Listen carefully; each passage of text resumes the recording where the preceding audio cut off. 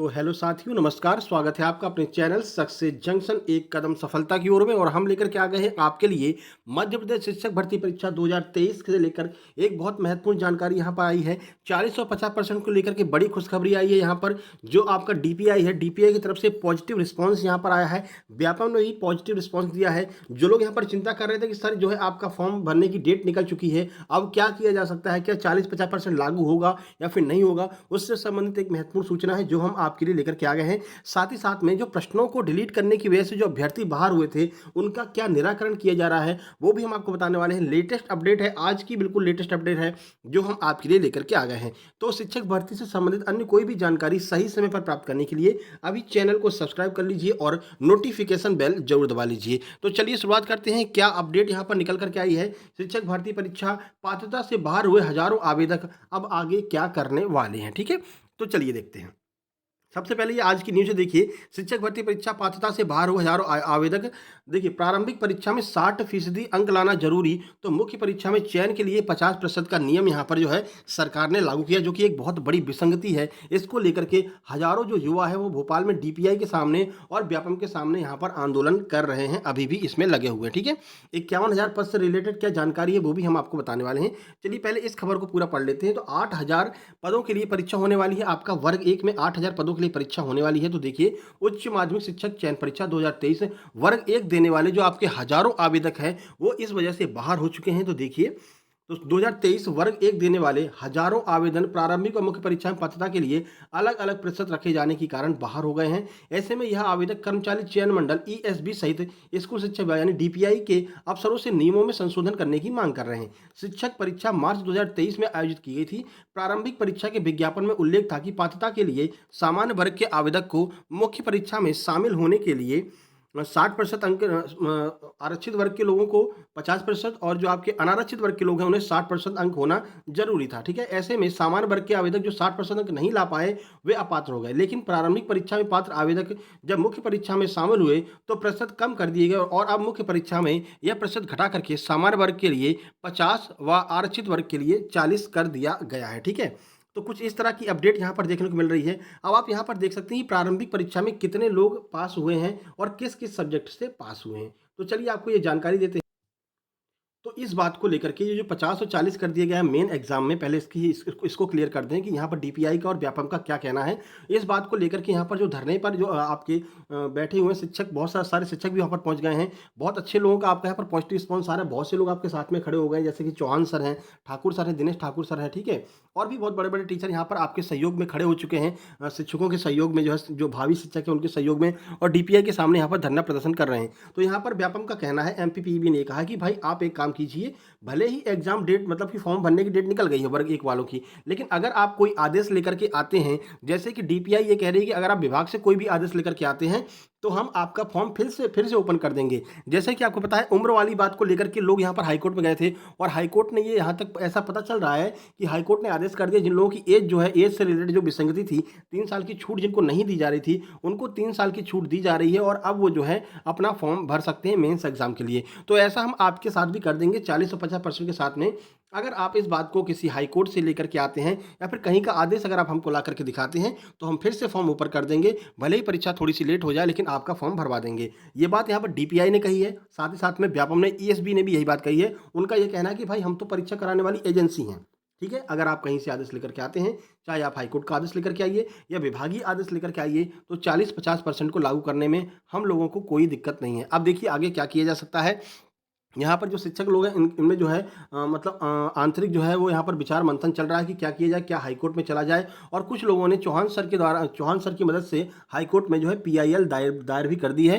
तो आपको 1 से 2 दिनों में इससे संबंधित कोई नई अपडेट मिल सकती है। ठीक है, जैसे कोई अपडेट मिलेगी सबसे पहले हम आपको उसके बारे में जानकारी देंगे, इसलिए चैनल को सब्सक्राइब करके नोटिफिकेशन बेल दबा लीजिए। तो ये एक पॉजिटिव रिस्पॉन्स यहाँ पर डीपीआई और व्यापम की तरफ से आया है। चलिए अब ये देख लेते हैं कि ये जो उम्मीदवार हैं वो किस वजह से बाहर हो गए हैं, साथ ही साथ में कितने कितने लोग जो है यहाँ पर मेंस एग्जाम के लिए सिलेक्ट हुए हैं। और जो लोग यहाँ पर मेंस एग्जाम के लिए सिलेक्ट हुए हैं उनके लिए ये बहुत बड़ी खुशखबरी है। अगर 40-50% लागू नहीं होता है तो वो अगर केवल पासिंग मार्क ले आते हैं, यानी कि अगर जो आपके सामान्य वर्ग के लोग हैं वो अगर 50% यानी कि अगर 50 नंबर ले आते हैं, 100 नंबर का पेपर है, और जो आपके आरक्षित वर्ग के लोग हैं वो अगर 40 नंबर लेकर के आते हैं तो उनकी जॉब लग जाएगी, क्योंकि बहुत कम लोग यहाँ पर मेंस एग्जाम के लिए सिलेक्ट हुए हैं। अब मेंस एग्जाम के लिए इतने कम लोग क्यों सिलेक्ट हुए हैं ये भी आपको बताने वाले हैं। कितने प्रश्न जो हैं वो यहाँ पर गलत दिए गए हैं और कितना कठिन पेपर बनाया गया था। क्या आपका पेपर भी कठिन था? अगर कठिन था तो आपको कमेंट बॉक्स में कमेंट करना है, हम हमेशा आपके साथ में जो है बने हुए हैं।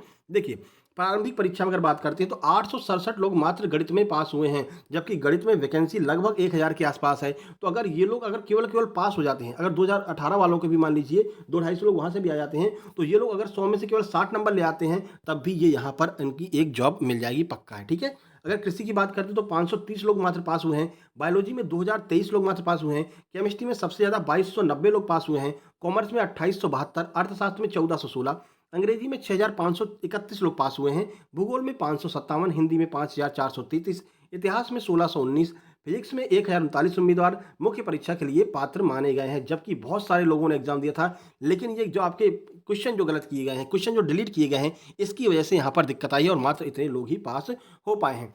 चलिए देख लेते हैं कितने कितने क्वेश्चन डिलीट किए हैं। प्रारंभिक परीक्षा में कुल 150 अंक रखे गए थे।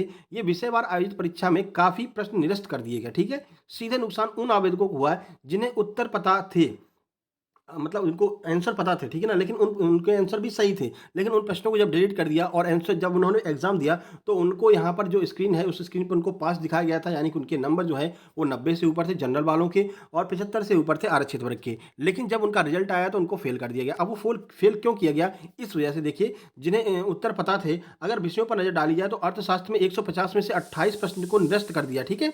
उसके बाद वहीं गणित में 37 प्रश्नों को निरस्त कर दिया 150 में से, भौतिकी में 14 प्रश्नों को निरस्त कर दिया है, उर्दू में 17 प्रश्नों को निरस्त किया है, रसायन शास्त्र में 10 प्रश्नों को निरस्त किया है, सामाजिक विज्ञान की बात करते हैं तो 18 प्रश्नों को यहाँ पर निरस्त किया है, जीव विज्ञान में 13 प्रश्न निरस्त कर दिए गए हैं। ऐसे में 16 विषयों के पेपर में मतलब जिनमें हर विषय से कम 10 प्रश्न तो हर विषय से ही डिलीट किए गए हैं। इसका सीधा असर उन लोगों पर पड़ा है जो लोग पास हो चुके थे ऑन स्क्रीन, लेकिन प्रश्न डिलीट होने की वजह से उन लोगों का जब रिजल्ट आया तो वो लोग फेल हो गए और मात्र गणित में 867 लोग ही पास हो पाए हैं। ठीक है। तो ये बहुत बड़ी विसंगति यहाँ पर सामने आ रही है कि जो आपको अगर प्रश्न बनाना ही नहीं आता तो आप उन प्रश्नों को क्यों डालते हैं, जिससे कि इन लोगों को बहुत बड़ी दिक्कत का सामना करना पड़ता है। ठीक है। देखिए, शिक्षक परीक्षा 8000 पदों के लिए आयोजित की गई।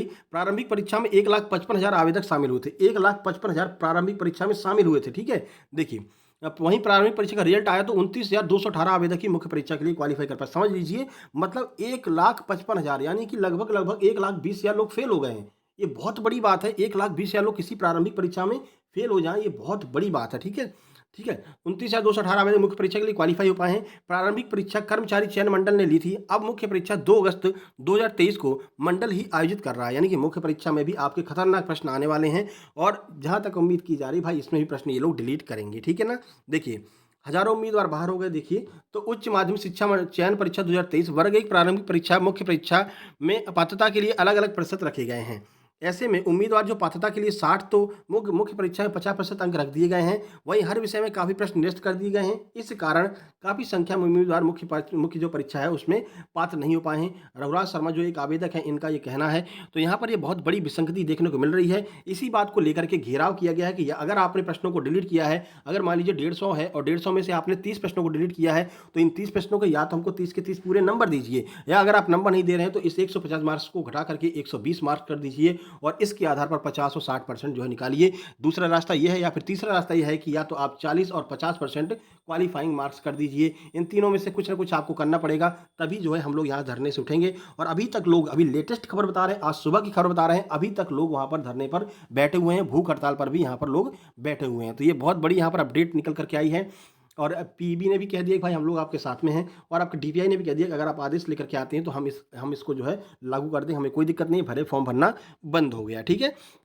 और जो आदेश यहाँ पर लागू होगा, याद रखना वही आदेश आपका वर्ग 2 में भी अप्लाई होगा। वर्ग 2 का भी रिजल्ट बहुत जल्द आने वाला है। काफ़ी तेज़ी यहाँ पर बढ़ती जा रही है वर्ग 2 को लेकर के, ठीक है? तो जैसे ही कोई अपडेट मिलती है, हम सबसे पहले आपको अपडेट कर देंगे, अवगत करा देंगे। उसके लिए आपको बस एक काम करना है, चैनल को सब्सक्राइब करके नोटिफ़िकेशन बेल दबा लेना है, अपने दोस्तों तक इसको शेयर कर देना है। और आपकी क्या परेशानी है? आप किसकी वजह से बाहर रह गए हैं? क्या कठिन प्रश्नों की वजह से बाहर रह गए हैं? या जो क्वेश्चन डिलीट किए गए हैं, उनकी वजह से बाहर रह गए हैं? या फिर 40 और 50% लागू हो जाएगा, तो आप जो है आराम से पास हो जाएँगे। और मेरा यही कहना है कि 40-50% लागू कर देना चाहिए, क्योंकि मात्र 867 लोग मैथ में अगर पास हुए हैं और वैकेंसी आपके पास में ज़्यादा है, तो वैकेंसी खाली जाने की उम्मीद है यहाँ पर। इसलिए एक बार 40-50% अगर लागू हो जाएगा, तो ज़्यादा लोग नहीं बढ़ेंगे। मुश्किल से जैसे मान लीजिए कि अगर कहीं पर 2000 लोग पास हुए हैं, तो 40-50% हो जाएगा, तो 500 लोग और हो जाएँगे। इतना इतना फ़र्क पड़ने वाला है, मात्र 500 लोग। इससे ज़्यादा कोई फ़र्क नहीं पड़ेगा।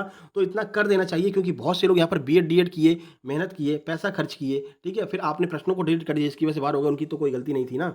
उनकी कोई गलती नहीं थी, ये आपकी गलती है कि आपने प्रश्नों को डिलीट किया, उसके नंबर भी नहीं दिए, ठीक है? इस वजह से लोग बाहर हो गए हैं, तो इस पर थोड़ा-सा गौर करना चाहिए। और ये 40-50% या तो लागू कर दें, या 120 नंबर का पेपर काउंट करें, या फिर जो प्रश्न आपने डिलीट किए हैं, पूरे के पूरे नंबर जो है विद्यार्थियों को दिए जाने चाहिए। आपको क्या लगता है? आप अपना विचार कमेंट बॉक्स में लिख सकते हैं, और अपने दोस्तों तक इसको ज़रूर शेयर कीजिएगा।